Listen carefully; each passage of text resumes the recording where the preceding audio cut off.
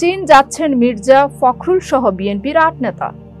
চীনের ক্ষমতাসীন কমিউনিস্ট পার্টির আমন্ত্রণে বিএনপির উচ্চ পর্যায়ের একটি প্রতিনিধি দল আগামী রোববার চীন সফরে যাচ্ছে।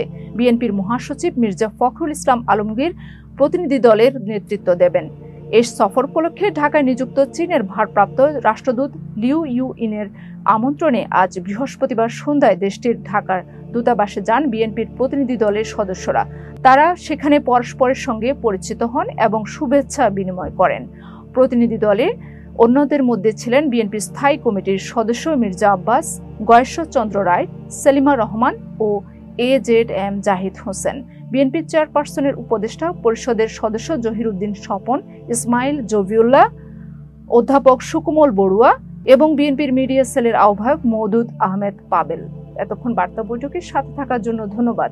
নতুন নতুন তথ্য ও সংবাদ পেতে বার্তা বৈঠকের ইউটিউব চ্যানেল ও ফেসবুক পেজের সাথে থাকুন।